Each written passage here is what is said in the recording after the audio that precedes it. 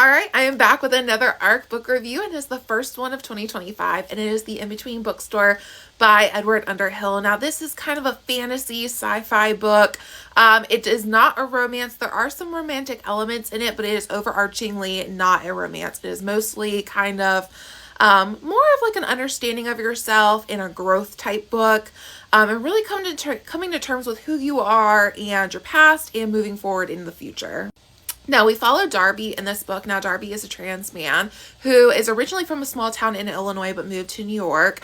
He's in his 30s and he's kind of hitting a roadblock in life. The company that he worked at has gone under, so he's currently kind of without a job, trying to figure out what he's going to do with the next steps of his life. So he decides to go back to visit his small town to help his mother move out of the childhood home into a condo. And, you know, he kind of goes back with like this kind of understanding that he really just wants to make it a brief trip, but it could possibly end up being a longer trip. Now, when he was in Illinois, you know, like I said, he really wasn't aware of his identity. He knew he talks a lot throughout the book of how he felt like there was something different with him. He couldn't really place it. He never felt comfortable in the town, but also with himself. It's not until he moved to New York that he met, you know, other queer individuals, became more understanding of gender and sexuality and all of that, and that's when he transitioned.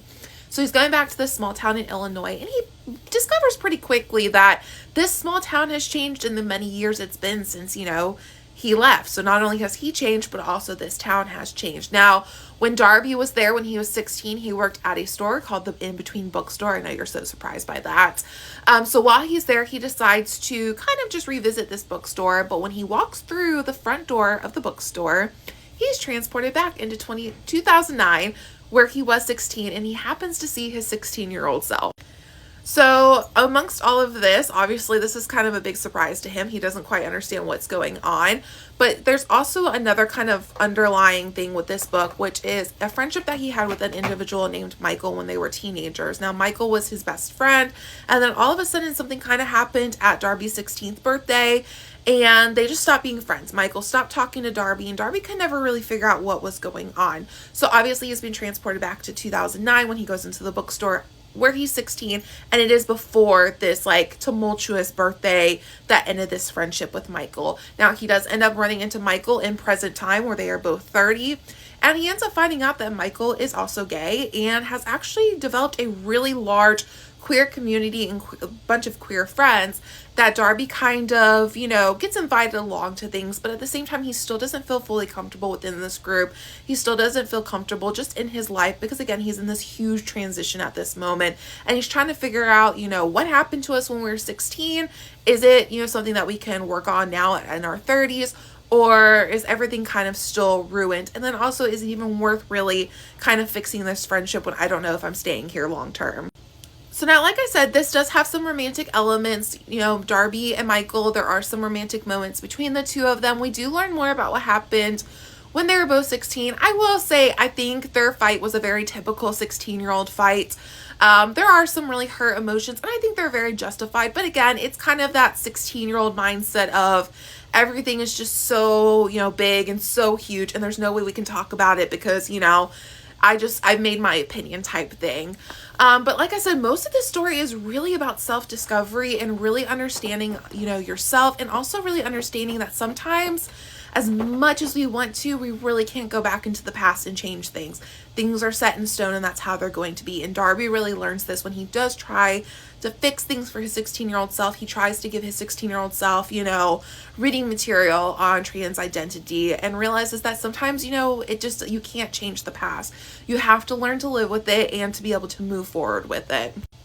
So the book does end happily. I will say it's not a happily ever after because, again, it's not a romance. But it does end happily for Darby, and there is a bit of a hopefulness to it with his future. I think Darby picks I think the decision that Darby makes for his future is perfect. You know, I think he has a lot of self-reflection and a lot of self-growth throughout the book.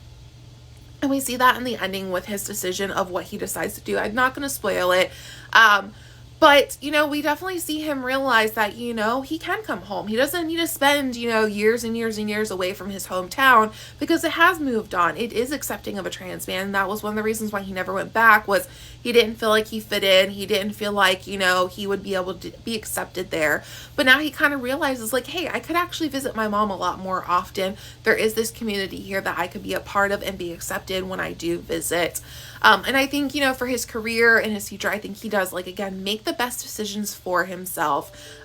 Whether they were easy decisions or not, I don't think so. And you definitely feel kind of his struggle on what to do with his life and what to do with his future, which I think is a very typical thing of a 30-year-old, especially one in this kind of, hard transition period of, I've lost my job. What do I do? Where do I go from here? Do I, go back to New York to try to, find another career and then stick with the friends that I've made there? Or do I move home to a town that, while it has moved on, I'm still not the happiest with? Like, what is the best decision for me? And again, I think Darby makes the best one for himself.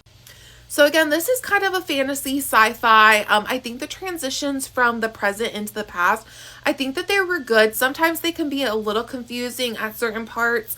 But I think overall the transitions were really, really well done. I think also the slow build up to finally figuring out what happened between Michael and Darby when they were 16. I think that was also perfectly well done. And again, like I said, this is really all from Darby's POV. So you really feel, his struggle when he's, looking at his 16-year-old self and remembering what it felt like to feel so out of place in this town, to even now, still feeling out of place, feeling more comfortable within himself and his body, but still feeling out of place in the town that he grew up in. And again, I think this is a really wonderful book. I think it's going to be a book that people are going to really enjoy. I think it really speaks to a lot of really wonderful experiences that people have, especially, individuals who are 30 and are feeling that transition in life of what the hell do I do next, because I am so lost, because apparently now I'm an adult and I don't feel like I am an adult enough to make my own decisions, which I feel like we've all been there. So the In Between Bookstore does come out January 14th. And I hope you guys enjoyed it just as much as I did.